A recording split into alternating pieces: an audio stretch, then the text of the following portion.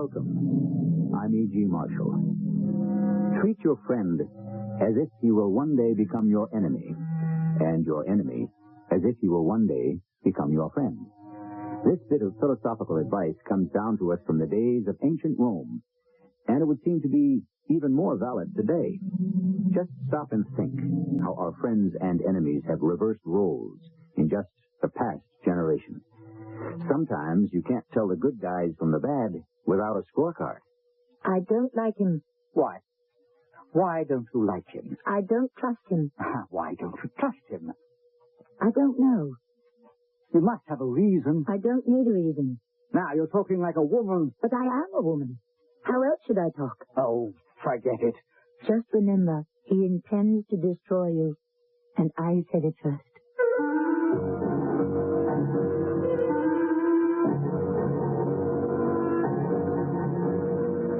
Our mystery drama, Did I Say Murder?, was written especially for the Mystery Theater by Sam Dan and stars Tammy Grimes. I'll be back shortly with Act One. Is the head that wears a crown. Of course, it was even truer some 700 or 800 years ago when there were far more kings than we have today. And a king's basic security did lie in the strength of his sword and the swords of his friends. Friends. Did a king really have friends? Most of them couldn't even trust their own children.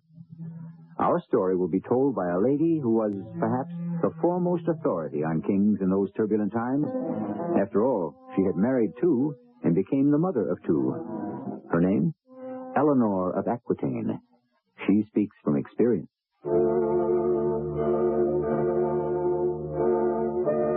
They say I was the most beautiful and the most brilliant woman of my time. Also the most immoral, fickle, and ruthless. I cannot say these accusations are completely without substance. But had I been a man, who would have noticed? When I was 30 years old, I made a tragic mistake. I did what no woman should ever do, because in the end, it will always destroy her. I fell in love. But what could I do? He swept me off my feet. He was hardly more than a boy, and I was a married woman and a mother, and my husband was the King of France. This way, my lady. Where? Follow me, my lady.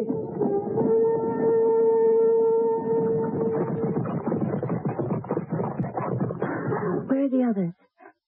The others, my lady, are engaged in a silly, useless, fruitless pastime. What do you mean? Hounds and horn for the sake of a skinny red fox.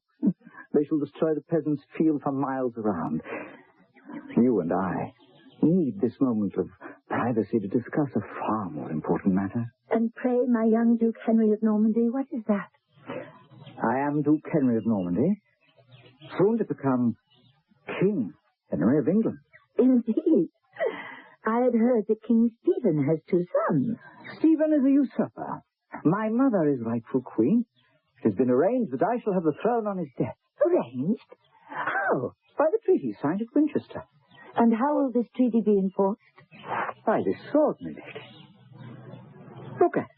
Both. It belonged to my grandfather, King Henry I, and to my great-grandfather, William the Conqueror himself, and to my great-great-grandfather, Robert. Who was the grandson of a Viking pirate. Of course. You can see how the family continues to better itself. When you and I marry, and you join your provinces of Aquitaine and Poitou to mine of Normandy, we shall be lord and lady of the entire coast of France. Did I hear in that ringing declaration somewhere a proposal of marriage? I ask for your hand, my lady. But I'm already married. Oh, not for long. How so? It's hardly a secret, my lady, that your husband has petitioned the Pope for a divorce on grounds of, consanguinity. You needn't hesitate over the word, young Duke Henry of Normandy. Consanguinity, indeed.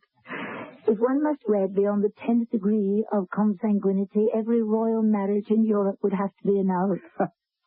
Why, your grandfather was Count Fulk of Anjou, which means that you and I are at least third or fourth cousins.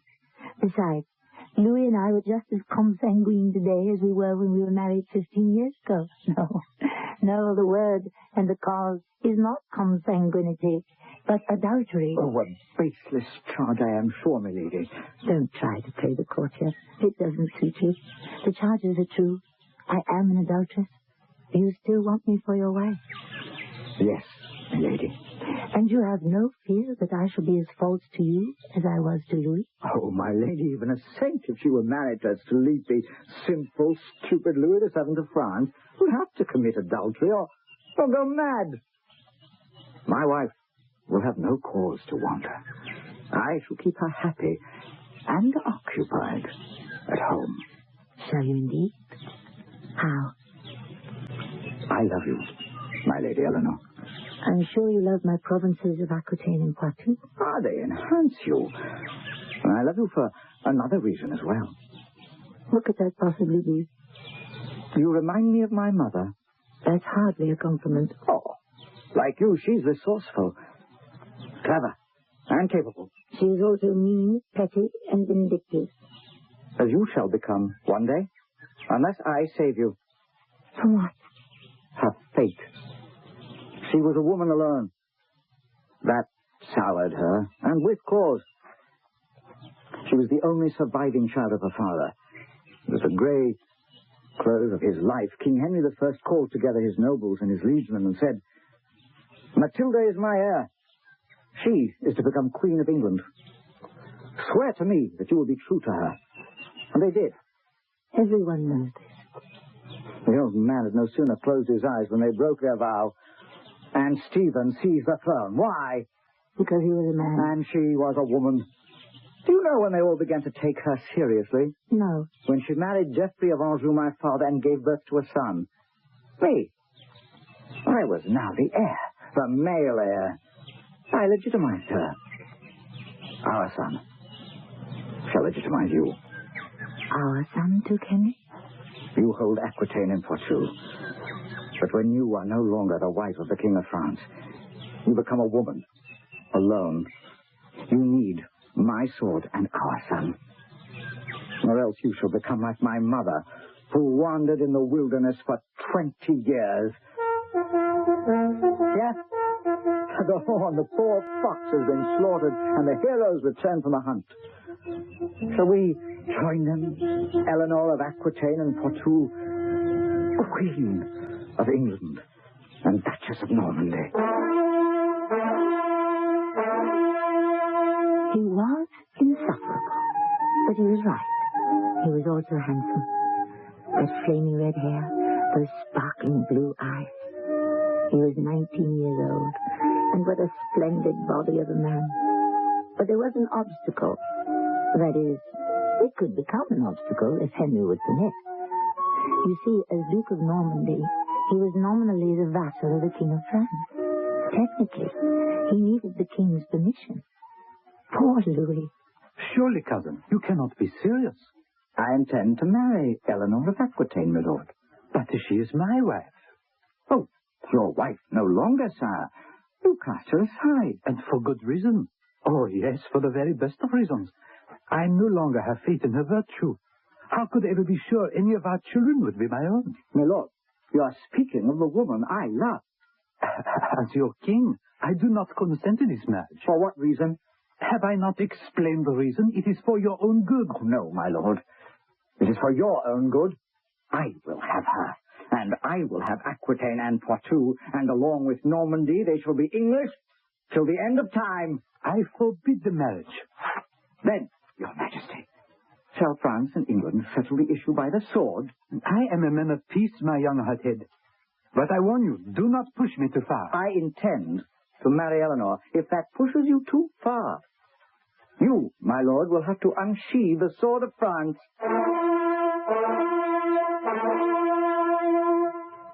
Poor Louis.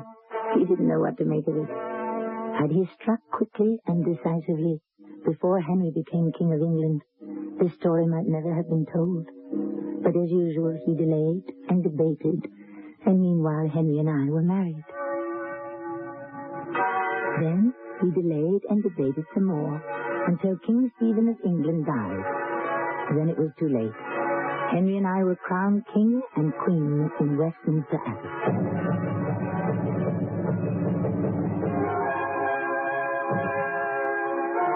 We made such a handsome couple. Everyone was delirious with joy to have the legitimate king on the throne.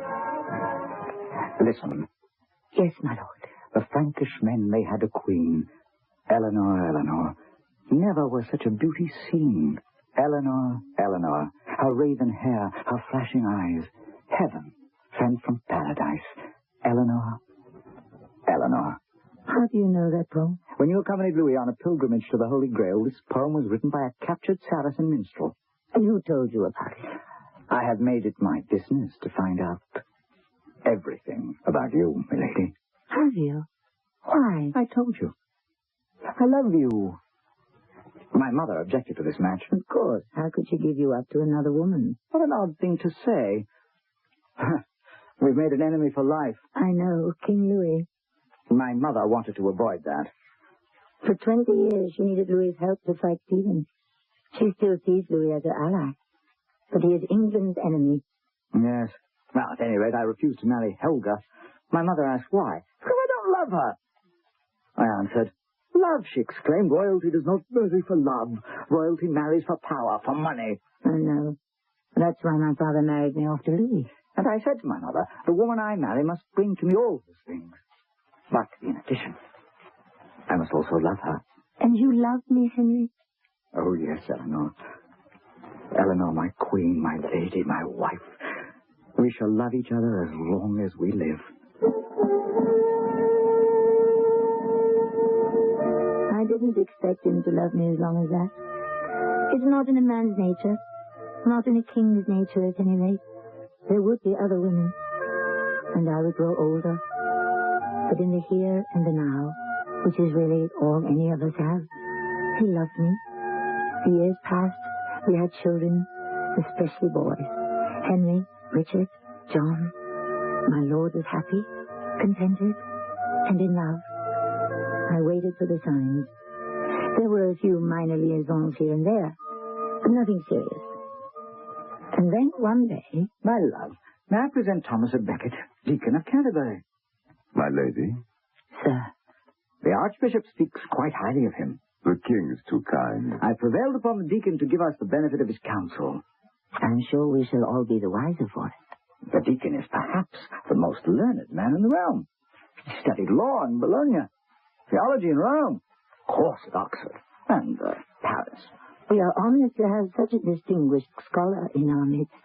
Well, Thomas Becket, now that you've found our court, you must not be a stranger here. I thank your grace. I shall expect you to dine with us tomorrow at noon. I shall be there. You have our permission to withdraw. My lord. My lady. Oh, that man is a find, a treasure. Henry. I shall appoint that man Chancellor of a kingdom. Chancellor? Well, why not? He does all the work now. The superior, Archbishop Theobald, who's supposed to be my prime minister, is too old, too tired to do anything but sleep all day. Henry, I want to tell you something. I tell you, he's a man of ideas, of intelligence, of imagination. Henry, listen. Get rid of him. What? Get rid of him. I don't understand. There's nothing to understand. Just dismiss him. Why? I'm afraid of him. Afraid? And don't ask me why. I couldn't tell you. It's just that I feel a chill wind when he looks at me. Oh, nonsense. It may be nonsense, but it's true. You're being a woman. Why not? I am a woman. Henry, get rid of him before he destroys us.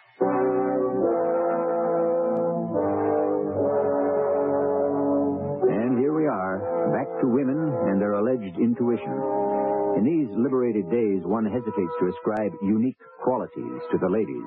But this story takes place around the year 1156 or 7, when women had very little going for them and had to develop every single talent they possessed. Well, we'll see what develops in Act 2, in a harmonious relationship. But such is not always the case in the world we have to put up with. A trio is always more difficult to manage than a duo. And so, eventually, something or someone has to give. We are listening to Eleanor of Aquitaine, who has become Eleanor, Queen of England.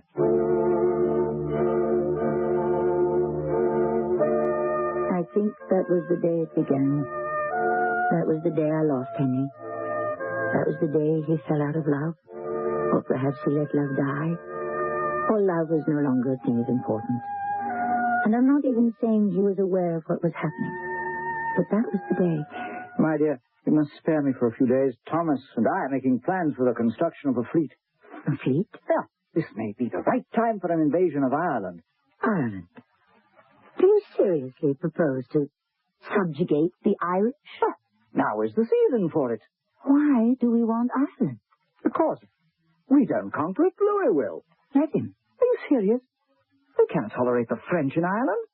Let the French spill their blood and waste their treasure. My dear, Becket could convince you how important it is for England to control Ireland. Becket here, Becket there. Becket all day long. Does he set England's policies now? Eleanor, you have taken a most unreasonable dislike to the wisest and most talented man in the kingdom. If you keep saying that, then the people will soon ask, why isn't Becket king? Why do you dislike Becket? I don't know. But there must be a reason. I don't trust him. Why? I don't know. Well, I must meet with my privy council. Which is headed by Becket, of course. I shall see you this evening. I hope to find you in a better temper.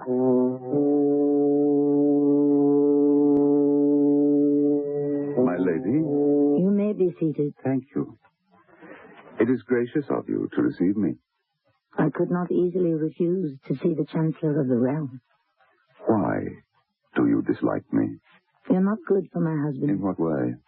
You fill his head with dreams of impossible conquest. I believe that Henry must achieve his destiny.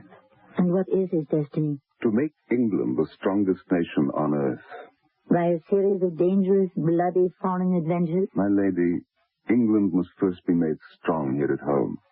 Henry must get what is rightfully his. He already has what is rightfully his, the crown. For 20 years, Stephen bought the loyalty of the barons and the church. He gave them money. He gave them lands. He gave them privileges. This treasure belongs to the crown. Henry must win it back. You're a clever man, Thomas à Becket. What do you want? I want to serve my king. What do you want for yourself? Oh, a little wealth, a little fame, and a little glory. And what else? What else is there? You want something, Thomas à Becket. I can see it in your wild eyes. My wild eyes? Men call you a scholar. Your learning is beyond question.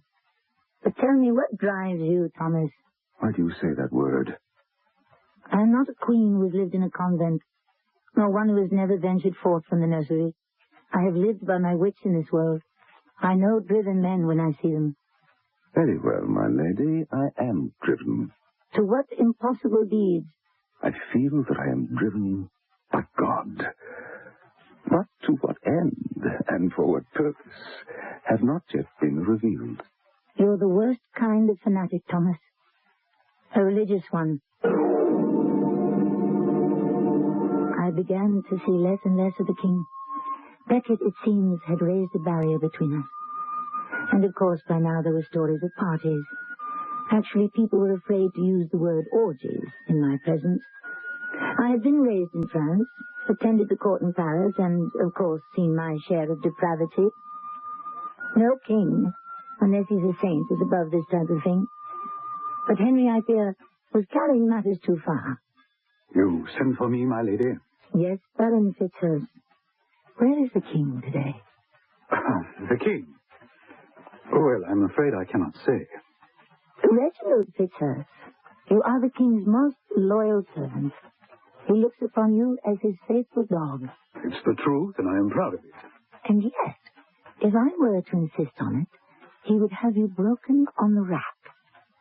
Where is the king? Well, there is a place. A certain house in London. Yes, Everybody knows about it, my lady. everybody, it seems, but me. Well, His Majesty and Becket go there quite often. I see. Well, the ladies must be very special. Escort me there. Your Majesty. At once.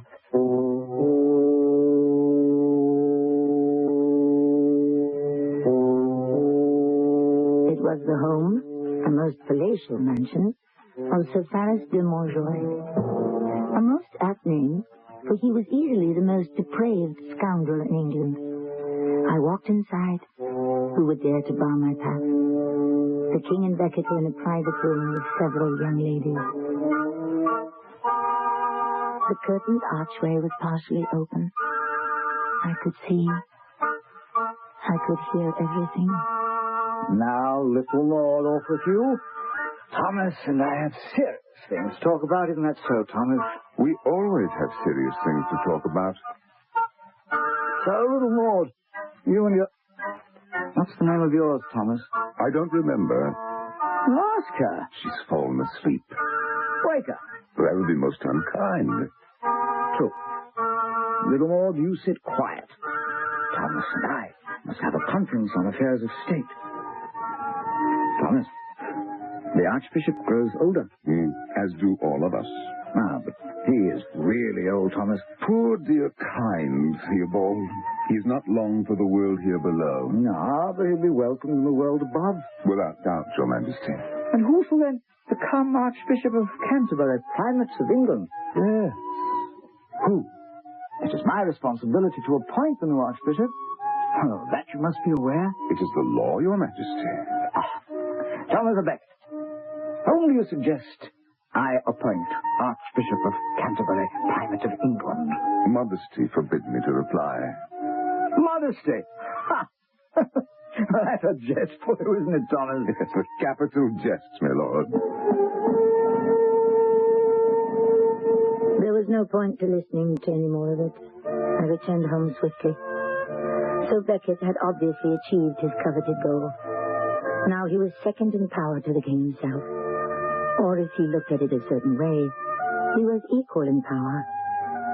If you cared to look at it in still another way, a time could arise, and a circumstance be created where he could be even more powerful than the king. My dear, how have you been? Well, and you? Oh, my health is excellent. Have I interrupted anything? I was merely sewing. I require your advice. Theobald is dead. May his good soul rest in peace. I must choose his successor. Whom do you suggest? Anyone but Thomas à Becket. What is this unnatural hatred you nurture for Becket? And what is this unnatural affection you have for him? He's a man of the highest learning. Can you deny that? No. He's highly skilled in the arts of diplomacy and negotiation, true? Yes. And he's the most able, and I will say, honest administrator. Is that not a fact? It's a fact. Is there any prelate in the realm more qualified for the post? Well, is there? Dismiss him. Why? He'll destroy you. How? You can't tell me. Well, you should know. I've decided to appoint him. I thought you wanted my advice. I did. But only if it didn't conflict with your own intentions. Oh, why are you so difficult? Because I love you. Eleanor. Yes? Do you want to say that you no longer love me? Oh, when one falls in love, then love is all. It possesses one completely. But life and work and responsibility go on, increase, make demands. And therefore love dies. No. It just... Oh, love becomes a part of life. An unimportant part? No. But it's no longer the consuming flame. The consuming flame. Oh, you Plantagenets. You do know how to turn a phrase. Oh, Eleanor, I still love you. Still? Oh, do not attempt to choke me with words, Eleanor. I appointed Thomas because he will help me curb the encroaching powers of the Church. I appointed Thomas because the Primate of England must be the trusted servant of the King. I hope he doesn't disappoint you. Thomas and I, Eleanor, we're like brothers. Yes? Closer than brothers. How many brothers try to betray each other and kill each other? Don't trust Becket. I will hear no more of that. Do you understand? Oh, yes, my liege lord. Shall I join my ladies in their sewing? Or perhaps retire to the nursery to feed my babies? Now, Eleanor. If you wanted a cow for a wife, why did you marry me? It's just this unreasonable attitude you have towards Thomas Becket. He has poisoned the air between us. But wait, just wait. The evils he shall bring down on this house of Plantagenet has scarcely begun.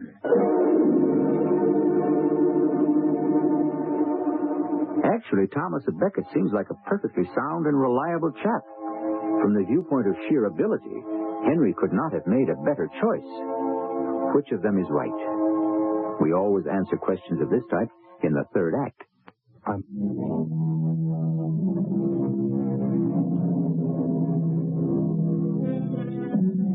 She was one of the great women of her time, but it was the wrong time. Quite simply, it was the wrong time to be a woman. A woman was nothing, nobody, a mere chattel who belonged to her husband, her father, her brother, or to any man who could claim kinship or responsibility. A smart woman could only make a man feel uncomfortable.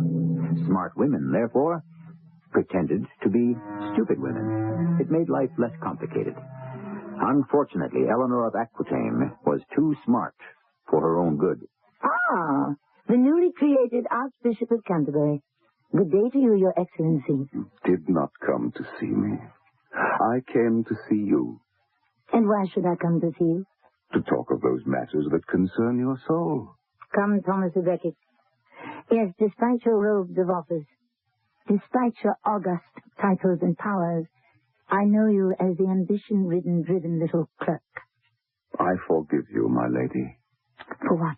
The sin of slender. Ah, talking of sin, do you and my husband still enjoy yourselves at the house of Faris de Montjoy? Not to mention other similar sundry places? Oh, I no longer concern myself with the false pleasures of the flesh, my lady. My destiny is to serve my God. Henry would say, and I would agree, that your destiny is to serve your king. But, my beloved sister, I serve Henry best by serving God first. I think Henry would prefer the order reversed. I have come to give you my blessing. One good turn deserves another, Your Excellency. I shall give you my advice. You are familiar with the admonition, render unto Caesar the things that are Caesar's, and to God the things which are God's. Of course, my lady. When in doubt, the prudent archbishop will always side with Caesar. Oh, thank you for the advice, my lady. Somehow I sense you shall not follow it. I can only follow my conscience, my lady. That's what I'm afraid of.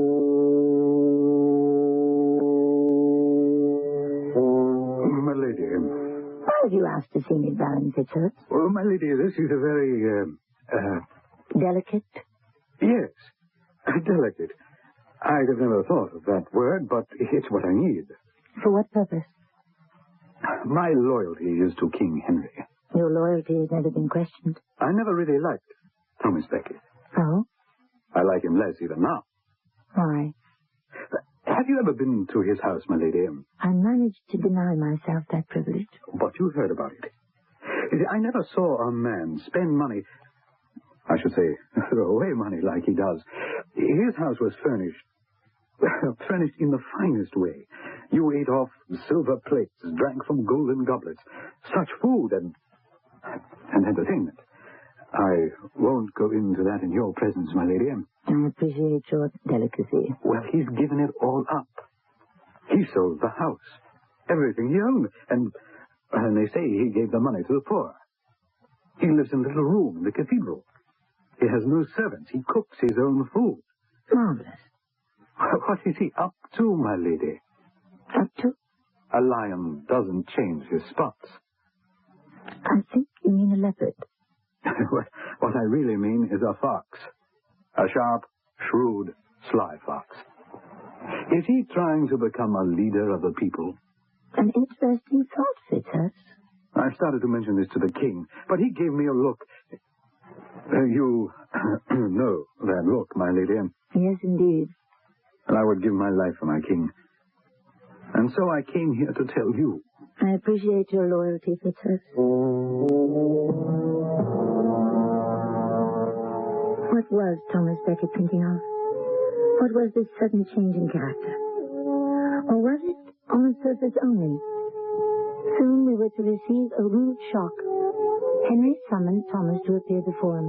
It was a legal matter. I was shocked at Thomas's appearance. He was dressed in a most simple robe. He carried a staff. He wore sandals. Henry pretended not to notice. He plunged right into the heart of the matter. My good friend, William Dainsford, has ejected a priest from the rectory on his manor.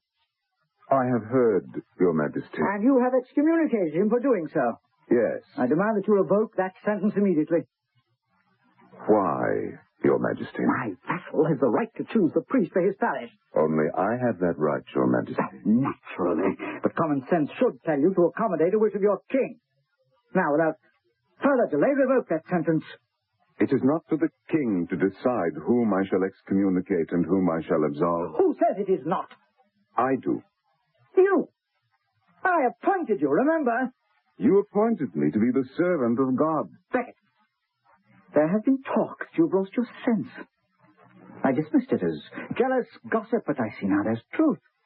You may amuse yourself with this display of poverty and chastity. At any rate, you will absolve Sir William Dainsford immediately. He did it. But he didn't do it immediately. And he didn't do it willingly. It was obvious that Beckett had declared war on Henry and chose this time to retreat for tactical reasons. But that was the start of the rift between them. As an expert on risk, I could see it all so clearly, and I knew how it must end, eventually. Of course, the king needed someone to talk to. And whom could he trust? Me. I can't believe it.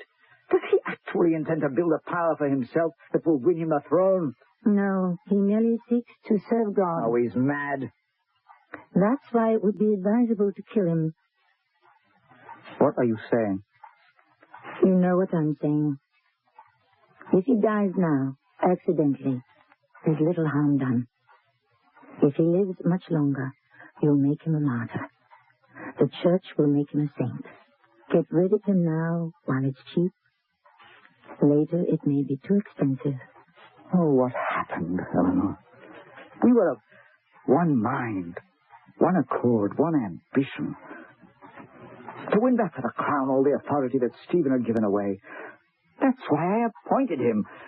How can a man suddenly disown all his ideas and principles? Possibly because he's adopted a set of different ones. Your authority is being washed away like a sandcastle on the seashore. I'll bring Thomas to heel. The clergy must come under the rule of the crown.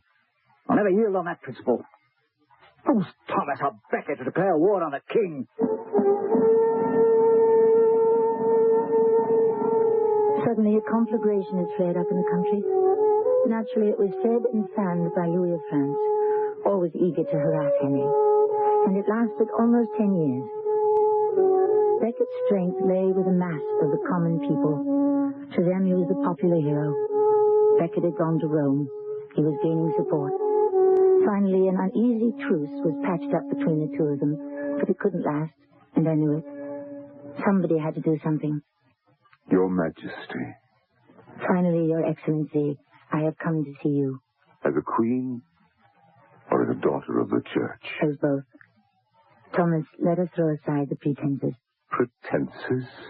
This conflict will destroy both of you. It may end in a bloodbath for all England. What would you have me do? Compromise. Each of you has tremendous power. If each of you is determined not to abuse it, then neither of you shall have a grievance. But I see now that argument is fruitless.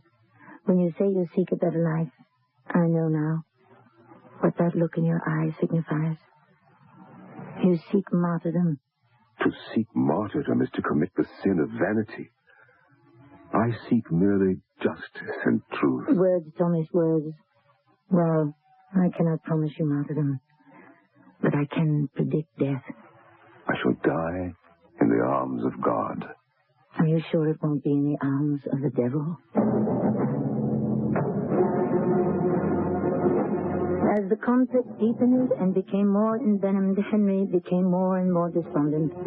He took to drinking and lamenting in his apartments with a few of his chosen companions. But you could hear him all over the palace. He says he's willing to obey me in all those matters concerning God. Well, who would decide what that is? He would. and soon he'd be king. Is that so? Yes, Your Majesty. He provokes the people. He fans the flames of revolt. People arm themselves and follow him. Isn't that true? Oh, yes. Yes, Your Majesty. And no one does anything. Nothing. Here's a fellow that I raised to power and glory with my own hand. Now he dares to tread on me, insult me, drag my name through the dust.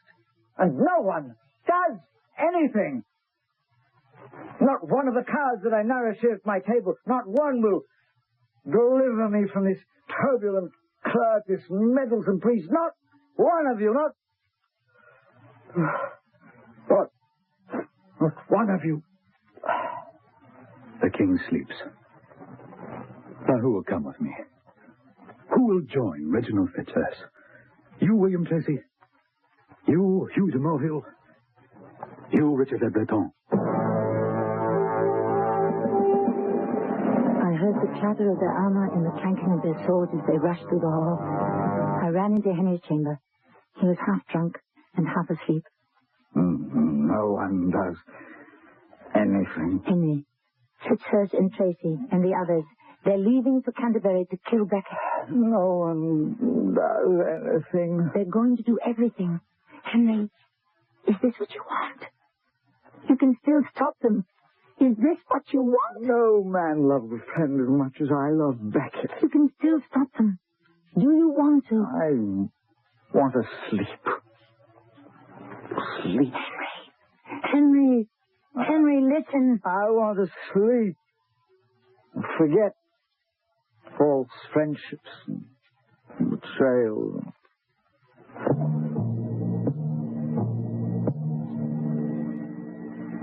Later, did he know? I don't know. I only know that Fitzurse and his followers bound themselves together by an oath. And I know that they confronted Becket in the cathedral at Canterbury. And as Fitzurse later confessed, they suddenly lost their nerve. But Becket would have it no other way. What do you here in this holy place with drawn swords? Well, speak. We come that you may repent your disobedience to your lord the king. One may only show repentance to God. We demand that you acknowledge the king as your master. I freely acknowledge the king as my master. Well, then there is no longer a quarrel between us. And I acknowledge that God is master of us both. And you will follow the king's orders. I will follow God's orders. Oh, Thomas Becket, I remember you when we would all drink together and spend our days and nights together in various places. Thomas, I was your friend because the king loved you. He loves you still. Don't force me to... Kneel, Reginald Fitzurse, kneel. And show yourself a loyal son of the Lord. Acknowledge, Thomas. Acknowledge the mastery of the king. I don't want your blood on my hands. Acknowledge your king. I will die first. Then die.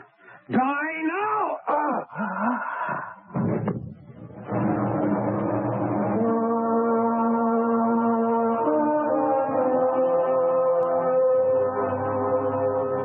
When the news was brought to Henry, he was seized with shock and grief and horror. He shut himself up in his room. He refused food, drink, or consolation for 3 days. He would see no one. Finally, he sent for me. Eleanor.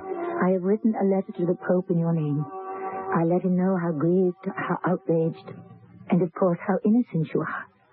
I asked him to reserve judgment till he heard the full details of the story. He's dead, Eleanor. He's dead. Yes. Finally. I shall hang Fitzurse and the others at once. Yes. Condemn them to the scaffold and then commute the sentences. Everyone will say I killed him. They'll say I ordered the crime. And did you, Henry? Did you? I don't know. God is my judge. I don't know.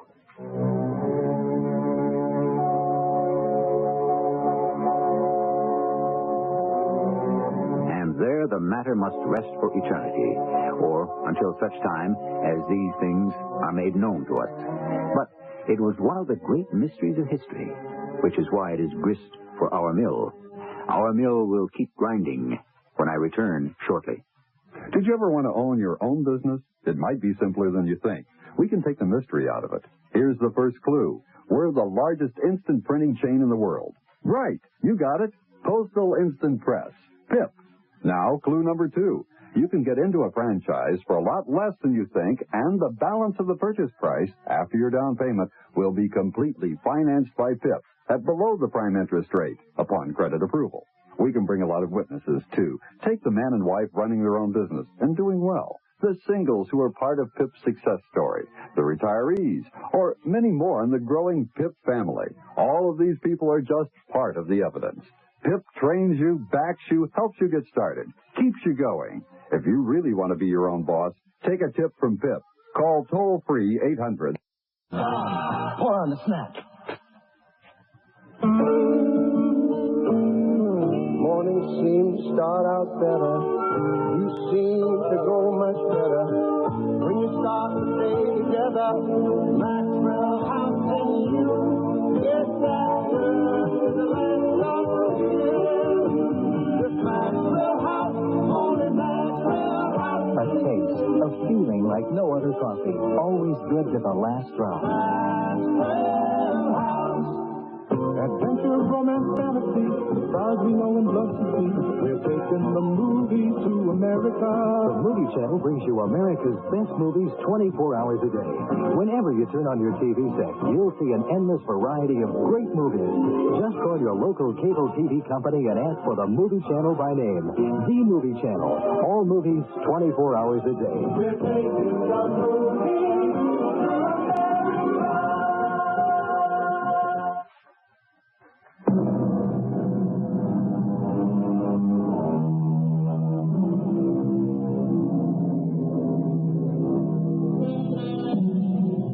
Trickery is as old as recorded history. I'm told they discovered loaded dice in one of the tombs of ancient Egypt. Did the pharaohs cheat, or were they cheated? Are you an easy mark, or do you have the sense to know nobody hands you nothing for nothing? Don't be gulled into believing you can pyramid yourself a fortune, or that an honest man can't be deceived. He certainly can. Who said that? Why, our old friend Ben Franklin. Who else? Our cast included Jennifer Harmon, Joan Shea, Mandel Kramer, and Ray Owens. The entire production was under the direction of Hyman Brown. This is E.G. Marshall inviting you to return to our Mystery Theater for another adventure in the macabre. Until next time, pleasant dreams.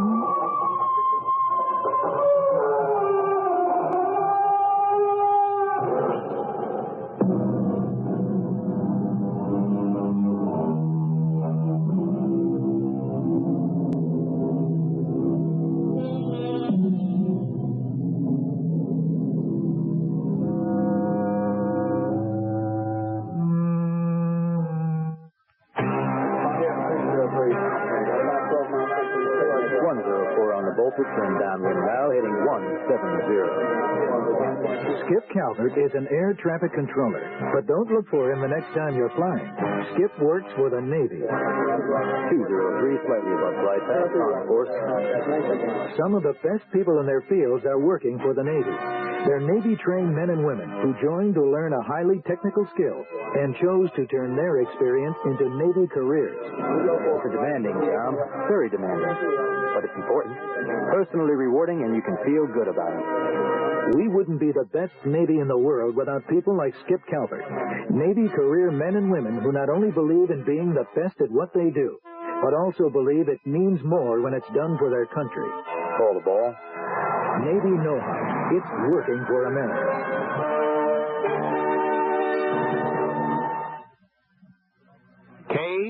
KCMO, Kansas City. Mutual News. Democrats on Capitol Hill Tuesday blasted the Reagan administration's plans to bail out the Social Security system by cutting some future benefits. Mutual White House correspondent Bill Grudy reports the Reagan administration is rethinking its sweeping proposals. When the plan was unveiled, officials called it a bold new initiative to save Social Security from going belly up. Now, Deputy News Secretary Larry Speaks describes the plan as nothing more than a package of ideas. Speak says it was sent up to Capitol Hill at the request of Congress, and he indicates the president is not prepared to fight for it, as Mr. Reagan is fighting for the administration's economic package. Speak says the president's proposals are still the best way to go, but in the next breath he admits Congress could come up with something even better. Bill Grudy, Mutual News, the White House. Michigan voters Tuesday overwhelmingly rejected a proposal known as Proposition A. The referendum measure would have lowered property taxes